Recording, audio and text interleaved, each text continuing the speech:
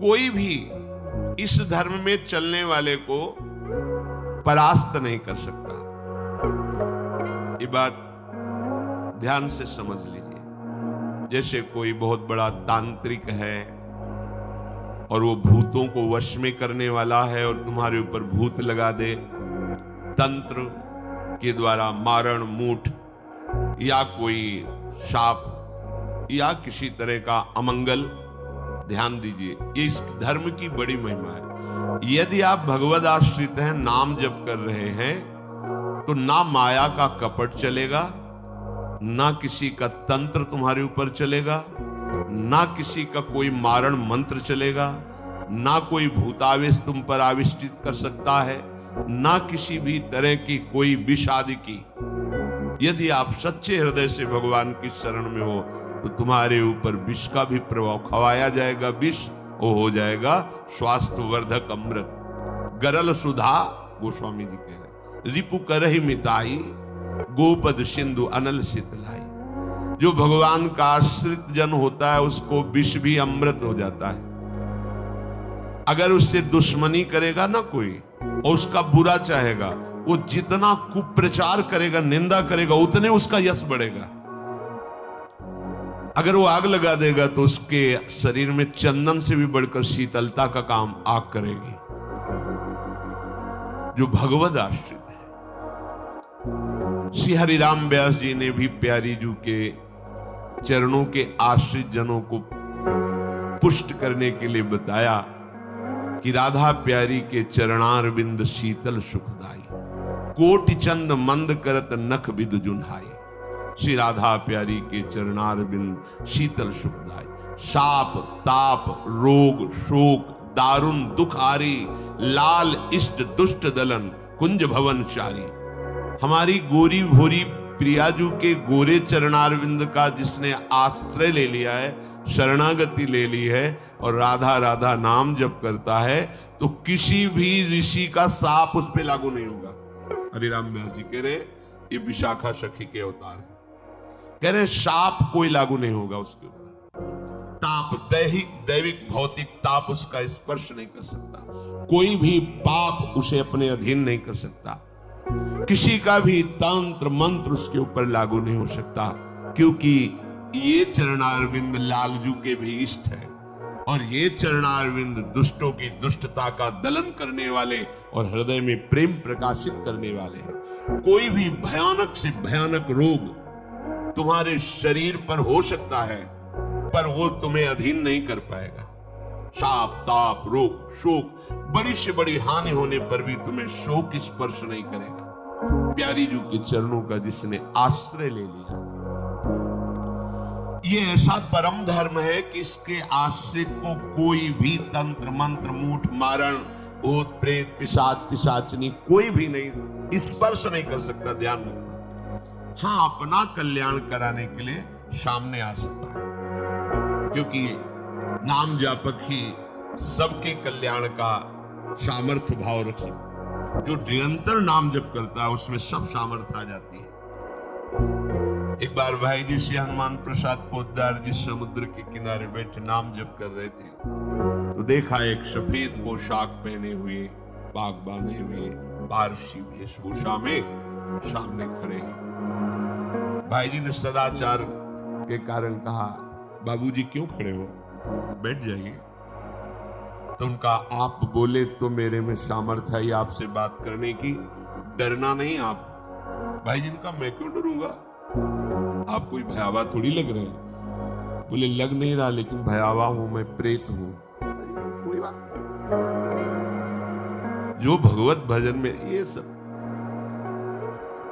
कई जगह ऐसा घटना में, गंगा किनारे जैसे श्मशान है, ऐसा नहीं कि प्रेत योनि नहीं होती है, पर वो प्रभाव नहीं दिखा सकते, ऐसे प्रत्यक्ष देखा।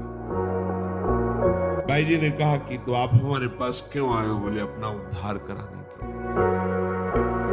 मुझे गीता कंठस्थ है, बहुत से शास्त्र कंठस्थ हैं, पर कुछ ऐसी मेरे से गलतियां हो गई जिनके परिणाम रूप मुझे प्रेत योनि प्राप्त हुई है। फिर मुझे आंतरिक संकेत हुआ है कि आप हमारा कल्याण कर सकते हो।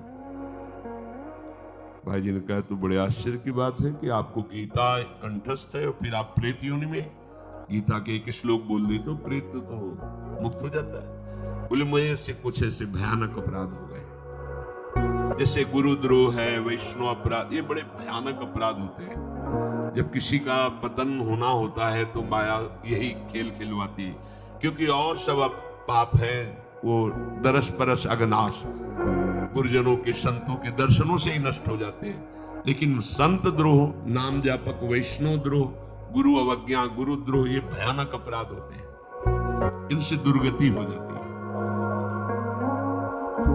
तो अपना कल्याण करने के लिए कोई ऐसा भले नहीं तो किसी भी भक्त के सामने, भगवद आश्रित नाम जापक के सामने किसी का चेटक नहीं चलता है। मथुरा दास जी की भक्ति का प्रभाव, हजारों लोग अनुयायी, हजारों लोग शिष्य बन गए। तो अब वो तांत्रिक था, तंत्र मंत्र का उसे बहुत ज्ञान था। श्री मथुरा दास जी जिस नगर में रहते थे वहां वो जाकर अपना नाटक शुरू किया। उसने सब जगह प्रचार प्रसार किया। मैं गंडकी नदी में 12 वर्ष तक खड़े होकर के तपस्या करके आया हूं, केवल दूध का आहार करता था, उसके प्रभाव से शालिग्राम भगवान हमारे बस में हो गए। और आप सबको मैं दिखा सकता हूं कि शालिग्राम मेरे वश में है, देख लीजिए। सिंहासन लाता, बाहर रखता, हजारों की भीड़, ऐसे ऐसे करता तो वो ऐसे शालिग्राम उठते और नाचते हुए ऐसे ऐसे ऐसे फिर रख जाते, फिर ऐसे ऐसे ऐसे, तो सबको आश्चर्य हो रहा, जैसे चुटकी बजा रहा वैसे शालिग्राम की बटिया ऐसे ऐसे ऐसे। लोग भीड़ कटने लगी, क्योंकि अब जैसे राधा राधा कहो, कोई जंतुर नहीं है, कोई भस्म नहीं है, कोई वादा नहीं है, तो फिर कब वहां तो दिखाई दे रहा ना, देखो ये सब लगता है ना कि हाँ। अब हमसे पूछो कि हमारे मन में क्या चल रहा है, हमें नहीं पता। हमें ये देखना है कि हमारी प्रिया जी के मन में क्या चल रहा है। मन मन की रुचि जानने, मुझे अपनी लाडली की मन की जान के उनकी परिचर्या में रहना है कि तुम्हारे मन की जान के तुम्हारी परिचर्या में रहना है। हाँ, तुम यदि मन से ऊपर उठना चाहते तो हमारी बात मान लो, मन को अधीन करके, और मन के अधीश्वर भगवान में तुम्हारा प्रेम हो जाए, तुम्हारा जीवन कृतार्थ हो जाए। अब वहां नाम नंद नंदन का भजन पद्धति, तो जो कमजोर लोग थे उन्होंने कहा कि आज तक कोई चमत्कार तो दिखाया नहीं मथुरा दास जी ने। देखो ये है संत, 12 वर्ष से दूध पी के गंडकी नदी, 12 मिनट भी नहीं खड़ा होगा कभी। अब भेंट जो जितनी चढ़ाएगा उतने उसके दुख नष्ट होंगे। अरे भैया वहां तो रुपया सब समेटता, फिर दूसरे मोहल्ले में, पूरे गांव में अब तो जय जयकार, शालिग्राम भगवान को नचा।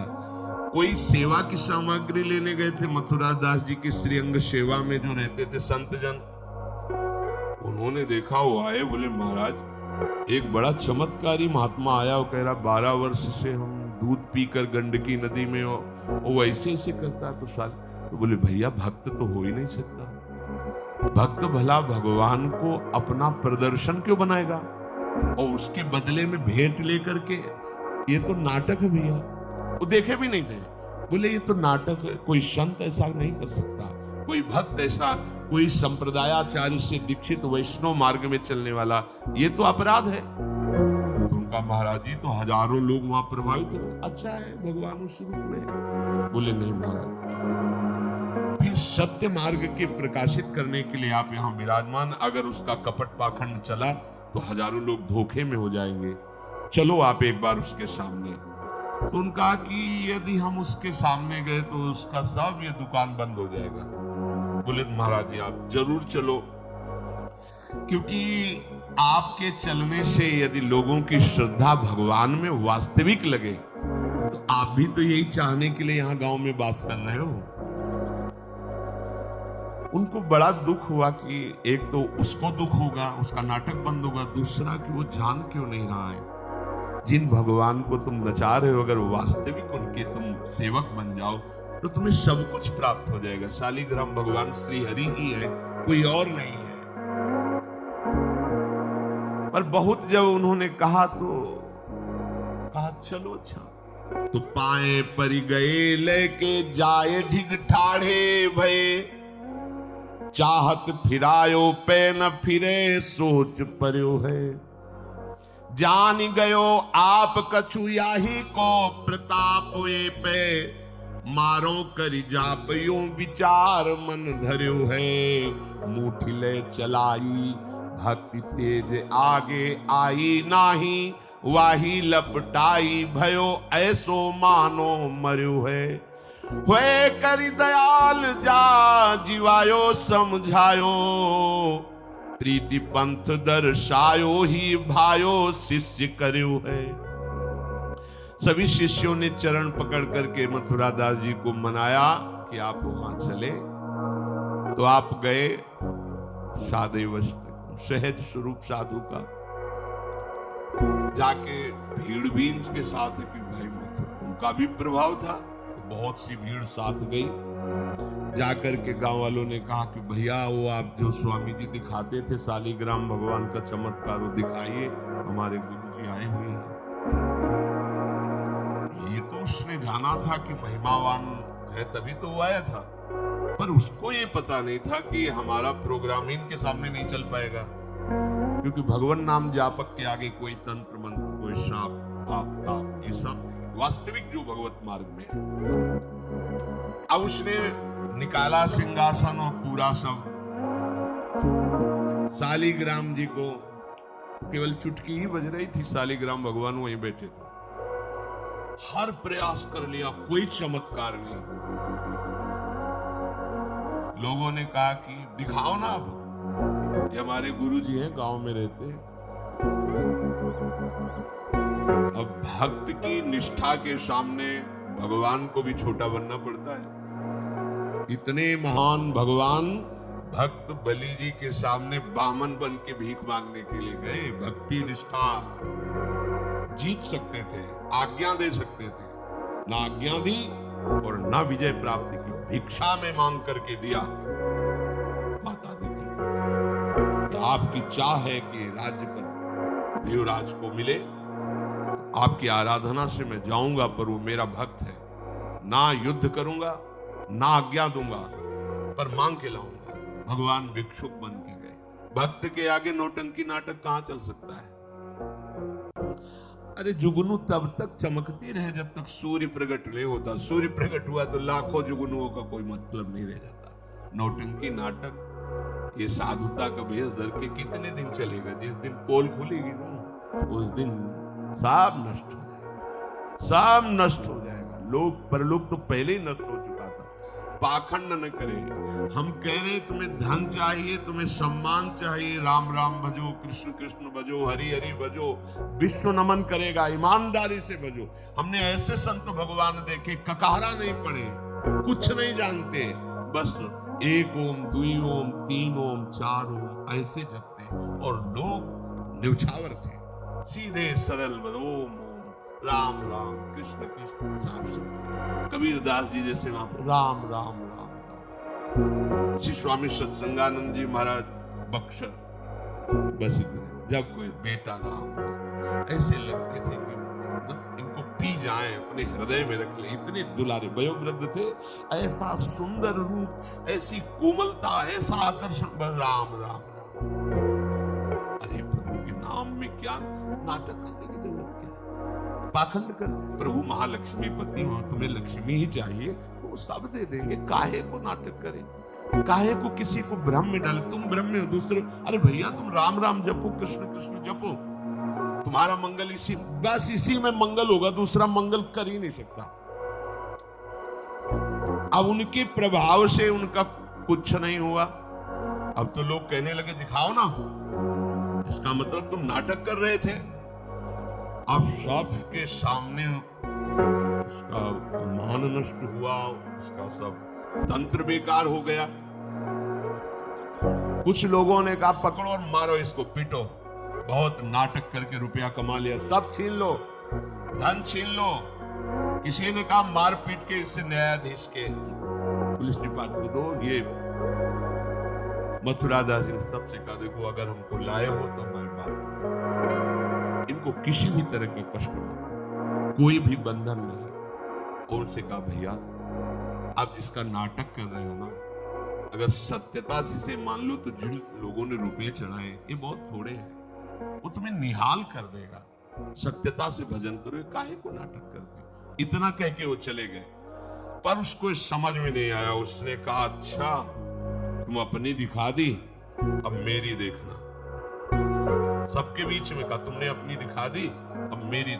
मूर्ख को समझ में नहीं आता। उसने कहा ठीक है तुमने दिखा दिया, अब कल सुबह तक तुम देखना कि मैं तुम्हारा क्या करता हूं। क्योंकि उसे मारण का प्रयोग आता था। अब ये क्रोध उत्पन्न हो जाए तो राक्षस बना देता है, और क्रोध उत्पन्न होता है कामना से, और उसकी कामना सब नष्ट हो गई ना, सब किया कराया सब माटी हो गया, क्योंकि लाखों लोग प्रभावित हो रहे थे। अब वो क्रोध के वशीभूत होकर तामसी जप करने लगा। तामसी जप होता है विनाशकारी। अपवित्र सिद्धियां उसके पास थी। पवित्र सिद्धियां भी होती है जो दूसरों का मंगल करती, अपवित्र सिद्धियां होती है जो दूसरों का नाश करती है। उसने मारण विद्या का अनुष्ठान किया, जिसे देहाती भाषा में मूठ कहते हैं। आज मैं इस अविचार से उस महात्मा का सर्वनाश कर दूंगा। भूल भूल भारी भूल। जो साधु की मीच तक है वो उसी मीच से मरता है। ये तो समझ में ही नहीं आया। सरस्वती जी को देवता और ब्रह्मा जी सब प्रार्थना कर रहे हैं कि अयोध्या वासियों की बुद्धि तो बदल दी, वापस गए। भरत जी आ रहे, इनकी बुद्धि बदल दो, नहीं भरत जो कहेंगे वही राम करेंगे। तो दिमाग पलट गया भरत की बुद्धि। अरे प्रभु का इशारा था, इसलिए अयोध्या वासियों की बुद्धि बदल दी। भरत जी के विषय में सोचोगे भी तो नष्ट हो जाओगे।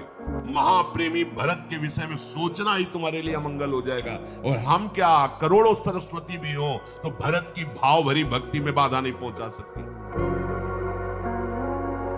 अब उसने प्रारंभ किया, बैठ करके आसन में मूठ कर एक खप्पर जैसी आकृति प्रकट होती है, और उसमें जाजुल्यमान तेज होता है। और वो जहां जाएगा तो जिसके पास जाना है वहीं शुरू हो जाएगा उसका खून पोकना, नीचे से शौच द्वार से मुंह से खून की उल्टी आना, उसके पहुंचते पहुंचते, और जहां पहुंची तो वो नष्ट हो जाएगा, मर जाएगा और वापस चली जाएगी। वहां जाके प्रमाण देगी कि हम काम कर रही है। वहां भक्तों ने देखा कि एक खप्पर में आग जलती हुई राउंड राउंड से गोला होता है, तो जाके कहा मथुरा दास जी ये उसकी चलाई हुई मूठ है, तुम कुछ परेशान मत हो, यहाँ कुटिया की डेहरी में भी प्रवेश नहीं करेगी। अब वो आकर के मारण बस वहां घूम रहा है। मथुरा दास जी निकल के आए, हाथ जोड़ा, क्योंकि सब मंत्र सब सिद्धियां भगवान की, तो ना चाहे पवित्र हो या अपवित्र, दोनों का तुम सर्वज्ञ भगवान की ही शक्ति से संपन्न हो। तुम जानती हो कि हमारा कोई अपराध है क्या? अगर अपराध है तो हम बाहर निकल के आते हैं, आप हमें नष्ट कर दो। यदि अपराध नहीं है तो जिसके द्वारा किया गया उसको दंड दो। तुरंत मूठ वापस हुई, कोई मंत्र मंत्र नहीं पड़ा, तुरंत वो मारण वापस हुआ। उधर शुरू हो गया उसका खून, नीचे से ऊपर से, जैसा इनके जैसे काशी नरेश को जब पौंड्रक राजा के साथ भगवान ने उद्धार किया तो उसके लड़के का नाम था सुदक्षिण। वो पंडितों से मिला बोला ऐसा मारण प्रयोग कर सकते हो कि द्वारिका को मैं द्वारिकाधीश नष्ट कर दे। मंत्र में ताकत होती, पर उनको ये पता नहीं था जिससे मंत्र प्रकट हुए भला उन पर कैसे प्रभाव चले। उन्होंने कहा हाँ तो उनका भारी दक्षिणा देंगे। तो काशी में अनुष्ठान शुरू हो गया और प्रकट हुई कृत्या। ऐसा नहीं, मंत्रों में ताकत होती है। पर भगवान शिव ने प्रकट होकर कहा था कि जो ब्राह्मण भक्त नहीं है, जो ऋषि भक्त नहीं, उसी पर ये मारण का प्रयोग काम करेगा, अन्यथा नहीं। तो भगवान का नाम ही नमो ब्रह्मण्य देवाय गो ब्राह्मण हिताय च। अब मारण कृत्यारूप रखकर द्वारिका को जलाने के लिए गई। द्वारिकावासी भागे, भगवान से कहा, भगवान ने सुदर्शन जी को आज्ञा किया करो हिसाब। भगाते हुए कृत्या को ले गई तो कृत्या ने पहले उन ब्राह्मणों को मारा, सुदक्षिण को मारा। कि सुदर्शन ने कृत्या को नष्ट किया और पूरी काशी में आग लगा दी। ये भागवत में वर्णन है। भगवत भक्त या प्रभु के ऊपर कोई मारण चलेगा क्या? वो मारण उसी बाबा जी के पास जो नौटंकी कर रहे थे सालिग्राम के नचा, अब तो त्राहिमाम मच गया। और वो संत भगवान गए, क्योंकि पता था कि बचेगा नहीं, मंत्र का प्रयोग है। गए और भगवान नाम उच्चारण किया, कृष्ण कृष्ण कृष्ण, नंदनंदन की उपासक, और मूड से कहा शांत हो जाओ। भक्त की आज्ञा का पालन हर मंत्र करेगा, क्योंकि मंत्राधिष्ठात्र भगवान का दास है। शांत हो गए। उनसे कहा भैया देखा, तुम्हारा ही मंत्र तुम्हारे को अभी मार देता, अब सुधर जाओ। मतलब मृत्यु दशा को प्राप्त हो गए थे। संतों के हृदय में बदला लेने की कहीं कोई वृत्ति नहीं होती। संत कभी नाराज होते हैं तो उसमें मूल देख लेना आप विचार करके। आप जब अपना अमंगल करना अपना, तब वो आपसे नाराज होंगे। अगर आप उनका कोई कष्ट, वो नाराज नहीं होंगे, वो सह जाएंगे और आपका मंगल मनाएंगे। जब आप अमंगल अपना कर, तब वो डांटते हैं। अगर आप वो ये देख ले कि आप प्रहार कर रहे हो, तो फिर वो नहीं, फिर तो तुम्हारा मंगल मनाएंगे, आप उनको मारो, कभी डांटेंगे नहीं। बड़ा कोमल चित्त संतों का होता है। संतों के हृदय को केवल संत ही जान सकते हैं।